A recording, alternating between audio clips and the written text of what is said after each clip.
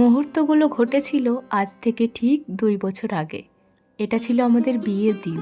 আজ আপনাদের সাথে আমার বিয়ের দিনের কিছু সুন্দর মুহূর্ত শেয়ার করব। সেদিন চোখের পলকেই আমার জীবনটা পাল্টে গেছিল।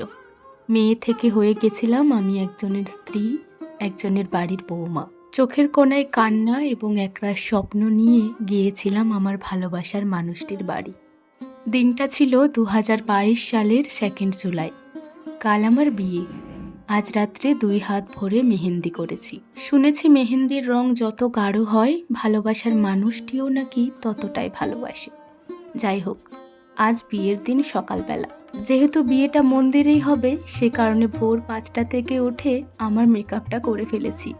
খুব ইচ্ছা ছিল বিয়ের দিন ব্রাইডাল মেকআপ করব। প্রথমেই বলে রাখি, আমাদের লাভ ম্যারেজ ছিল। তবে দুজনারই ইচ্ছা ছিল দুজন দুজনের পরিবারকে মানিয়েই বিয়েটা করব। আর আজ দেখুন না, অনেক বাধা বিপত্তির পরেও সেই দিনটা চলেই এসেছে যেদিন আমরা দুজন দুজনের সাথী হব। প্রথমেই ঘরের ঠাকুরকে প্রণাম করে নিলাম, কারণ এরপর যাব আমাদের মন্দিরে বিয়ের স্থানে। মন্দিরে পৌঁছে এটা আমাদের প্রথম ছবি। বসেছিলাম আমরা দুজন দুজনের সাথী হওয়ার প্রস্তুতি নিতে। আমাদের বিয়েটা আমার গুরুদেবী সম্পন্ন করেছিলেন। এনার জন্যই সম্ভবত আমাদের বিয়েটা হয়েছিল বলতে পারেন, কারণ আমার বাড়িতে কেউই আমাদের বিয়েটা মানতে চায়নি। জানেনই তো, ভালোবাসা করে বিয়ে করাটা কেউই সহজে মেনে নিতে পারে না। তবে আমার হাজবেন্ডের অনেক জোরাজুরি আর গুরুদেবের অনেক বোঝানোতে কাজ হয়েছিল। আমি অবশ্য কিছু বলতে পারিনি, কারণ খুব ভয়ে ছিলাম যে কি হবে না হবে সবটা ঈশ্বরের ওপর এবং আমার ফ্যামিলির ওপরই ছেড়ে দিয়েছিলাম। আমার হাজবেন্ড এখনও আমাকে বলে যে আমার কারণেই বিয়েটা হয়েছিল, নয়তো তুমি তো হালই ছেড়ে দিয়েছিলে। সত্যিই বলেছে। আমি কখনো ভাবিনি যে বিয়েটা হবে, আর ভাবিনি বলেই হয়তো বিয়েটা হয়েছিল, কারণ আজ পর্যন্ত আমি যা যা ভেবেছি সেগুলো কখনোই হয়নি। যাই হোক, প্রথমেই কিছু মন্ত্র বলা হলো, তারপর এখন হচ্ছে আমাদের হস্তবন্ধন। মন্দিরে বিয়ে আমি সেরকম দেখিনি। সত্যি বলতে আমি এখনো পর্যন্ত কারো বিয়েই দেখিনি সম্পূর্ণভাবে। বিয়ে বাড়িতে গিয়ে ভোজ খেয়েই চলে এসেছি। আজকে নিজের বিয়েতে সমস্ত নিয়মকানুন দেখছি।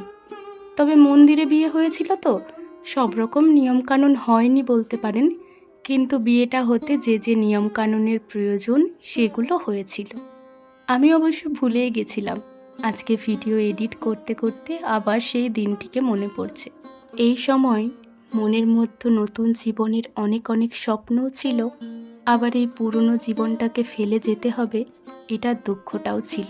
তবে সব কিছু মিলিয়ে নতুন জীবনটা যে ভালোবাসার মানুষটির হাত ধরে শুরু করতে পারবো এটা ভেবে অনেক আনন্দও লাগছিল। হস্তবন্ধনের পুজো শেষ, এরপর বাবা ফুলটিকে নামিয়ে নিচ্ছে। তারপর আমাদেরকে বলা হলো একটা পানকে দুইজন দুই দিকে ছেঁড়ার জন্য। এই যে ছিঁড়ে নিয়ে এখন একটু শুকে নামিয়ে দিতে বলল। আমার ভাগে পান পাতাটা বেশি এসেছিল বলে সবাই ওকে নিয়ে খুব মজা করছিল। যাই হোক, বিয়ের কাজ এখন অনেকটাই এগিয়ে এসেছে। এরপর আমাদের গাঁট বন্ধন হবে। গুরু বাবাই আমাদের গাঁট বন্ধন করলেন, আর এই সময় সুব্রত মুকুটটি পরে নিয়েছে। এবার যেন ওনাকে পাঞ্জাবি মুকুট পরে একদম বরের মতো লাগছে। এরপর আমাদের সিঁদুরদান হবে। তবে এই সময় একটা মজার ঘটনা ঘটে গেছিল। সিঁদুরদানের সময় তো লজ্জা বস্ত্র মাথায় দিতে হয়, তবে আমার বর বিয়ে করার এত খুশিতে লজ্জা বস্ত্র আনতেই ভুলে গেছে। যাই হোক, নতুন একটা গামছা ছিল, বলছে বস্ত্র হলেই তো হবে। গুরু বাবা সে কারণে গামছাটা দিয়েই এখন সিঁদুরদানটা করিয়ে নিচ্ছে। সবার মুখে শুনেছি সিঁদুরদানের সময় নাকে সিঁদুর পড়লে বর নাকি তাকে খুব ভালোবাসে। আমি আমার বরকে বিয়ের পর জিজ্ঞাসা করেছিলাম, আচ্ছা তুমি সিঁদুরটা কিভাবে পরাচ্ছিলে গো, একটুও নাকে পড়েনি? ও আমাকে কি বলেছিল জানেন? বলেছিল, আমি ভাবলাম নাকে সিঁদুর পরলে যদি তোমার মেকআপ নষ্ট হয়ে যায়, তখন যদি তুমি আমাকে বকাবকি করো, সে কারণেই তো ধরে ধরে ওপর দিক করে সিঁদুর পরাচ্ছিলাম। এটাকে ভালোবাসা বলবো না কি বলবো আমি বুঝে উঠতে পারছি না। আপনারাই কমেন্টে জানাবেন। মুহূর্তের মধ্যেই মাথা ভর্তি সিঁদুর পরে একজনের মেয়ে থেকে হয়ে গেলাম আরেকজনের স্ত্রী। এই মুহূর্তটা প্রত্যেক নারীর কাছে ভীষণ দামি। সিঁদুরদানের পর এখন আমাকে শাখাপলা পরানো হচ্ছে। অনেকের বিয়ের আগের দিনেই শাখাপলা পরানো হয়, তবে আমাদের কিন্তু অন্য ধরনের নিয়ম। বিয়ের আগের দিনে কোনো রকম শাখা পলা পরানো হয় না। এই বিয়ের সময় মাটির শাখা এবং পলা পরানো হয়। বিয়ের অষ্টমঙ্গলা যখন হবে, বাবার বাড়ি ঘুরতে গিয়ে তখন বরমশাই শাখা পলা পরিয়ে নিয়ে আসে। আমার বর শাখা পলা সমস্তটাই পরিয়ে দিয়েছে, তবে বিয়ের নোয়াটাই পরায়নি। ওগুলো তো আর এই মুহূর্তে খোলা যাবে না, সে কারণে বিয়ের নোয়াটা একদম তাড়াতাড়ি করে এই যে হাতে পরিয়ে দিচ্ছে। মাটির শঙ্খ, বিয়ের নোয়া এবং পোলা সমস্তটাই পরানো হয়ে গেছে। এরপর হবে আমাদের মালা বদল।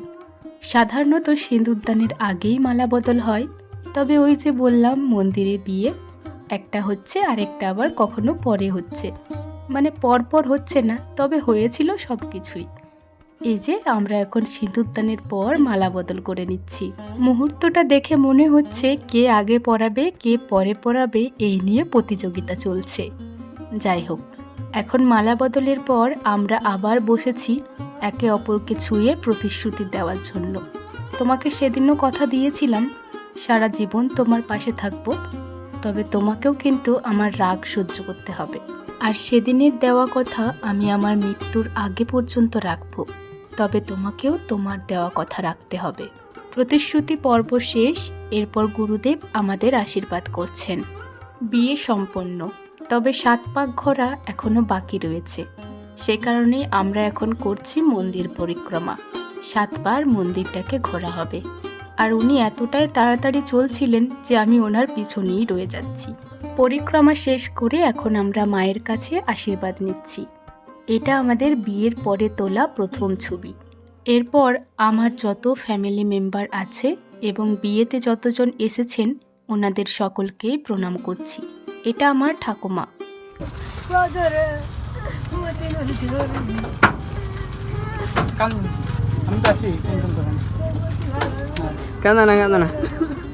এটা হচ্ছে আমার মামা দাদু।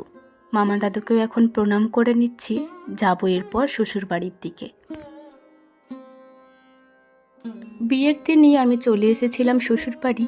আর সেদিন রাত্রেবেলায় ছোট্ট করে বউ ভাতের আয়োজন করা হয়েছিল। প্রথমেই হলো আমার শ্বশুর মশাই, এটা হচ্ছে আমার শাশুড়ি মা, আর এনারা হচ্ছে আমার 2 ননদ আর মাম্পি বুনু, মানে 3 ননদ। ইনি হচ্ছেন আমার পিসে বাবু, ছোট পিসে বাবু, আর ইনি হচ্ছেন আমার ছোট পিসিমণি। এনাকে আমি ছোটোর থেকেই খুব ভালোবাসি। ইনি হচ্ছেন আমার সাগর মামা। আর এনারা হচ্ছে আমার 2 ভাই, বিকাশ আর তুফান, বড় পিসির ছেলে তুফান। এটা হচ্ছে আমার পশন মামা। আর তার সাথে এরা হচ্ছে আমার মামিমা আর বুনু। বুনু তখন কত ছোট ছিল দেখুন। আর এই যে আমার ভাই, ভাইটাও কিন্তু বেশ ছোটই ছিল। সবশেষে আমার মা, আর তারপরেই হলো আমার বাবা। আপনাদের সকলেরই ইচ্ছা ছিল আমার বিয়ের ছবি ভিডিও দেখার, আর আমারও ইচ্ছা ছিল এটা আপনাদের সাথে শেয়ার করার। কেমন লাগলো জানাবেন।